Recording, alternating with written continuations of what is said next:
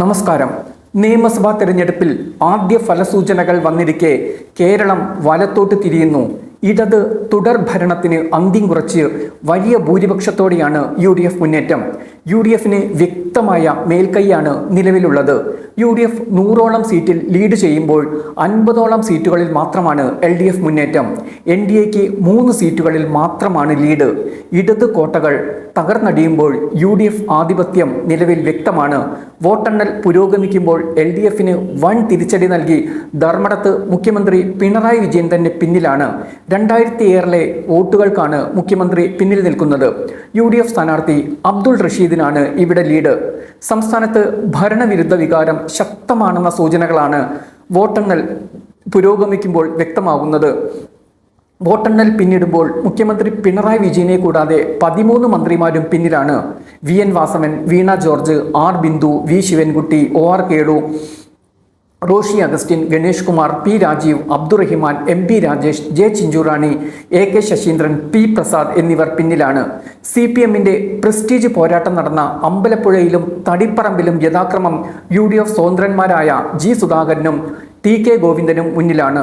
ഇടതുമുന്നണി convener TP Ramakrishnan പോലും പേരാമ്പ്രയിൽ പിന്നിലാണ്. എന്നാൽ KPCC അധ്യക്ഷൻ സണ്ണി ജോസഫ് മത്സരിച്ച പേരാവൂരിൽ KK ശൈലജ മുന്നിലാണ്. പാലക്കാട് NDAയുടെ ശോഭ സുരേന്ദ്രന് ലീഡുണ്ട്. ഇവിടെ വോട്ടിംഗ് നില മാറി മറിയുന്ന കാഴ്ചയാണ്. ഇടയ്ക്ക് രമേശ് പിഷാരടി ലീഡ് വീണ്ടെടുക്കുന്നുമുണ്ട്. മലപ്പുറം, വയനാട്, എറണാകുളം, കോഴിക്കോട്, ഇടുക്കി ജില്ലകളിൽ UDFന്റെ സമ്പൂർണ്ണാധിപത്യമാണ് ദൃശ്യമാകുന്നത്. ചെങ്ങന്നൂരിൽ മന്ത്രി സജി ചെറിയാൻ മുന്നിൽ നിൽക്കുമ്പോൾ വീണ ജോർജ് ആറന്മുളയിൽ പിന്നിലാണ്. പറവൂരിൽ പ്രതിപക്ഷ നേതാവ് VD സതീശനും ഹരിപ്പാട് രമേശ് ചെന്നിത്തലയും മുന്നിലാണ്. തിരുവനന്തപുരത്ത് ലീഡ് ഉയർത്തി CP ജോൺ മുന്നിലാണ്.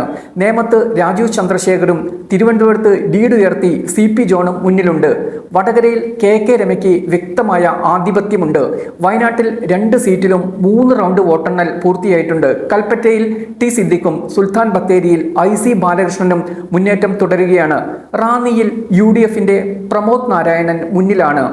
തലസ്ഥാനം പിടിച്ചാൽ കേരളം പിടിക്കാം എന്ന വിശ്വാസം നിലനിൽക്കെ തിരുവനന്തപുരത്ത് 7 UDFന് ലീഡുണ്ട്. 5 മാത്രമാണ് LDF ലീഡ്. കണ്ണൂരിൽ 11 സീറ്റിൽ 7 LDF ലീഡ് തുടരുകയാണ്. കേരളത്തിൽ UDF തരംഗം നിലനിൽക്കുകയാണെന്നാണ് ഫലസൂചനകൾ തെളിയിക്കുന്നത്. പിണറായി സർക്കാർ മൂന്നാമതില്ല. ഇത് വ്യക്തമാക്കിയാണ് ധർമ്മടത്ത് പിണറായി വിജയനും മന്ത്രിമാർക്കും ഏറ്റുകൊണ്ടിരിക്കുന്ന തിരിച്ചടികൾ ഇതിൻ്റെ സൂചനയാണ്.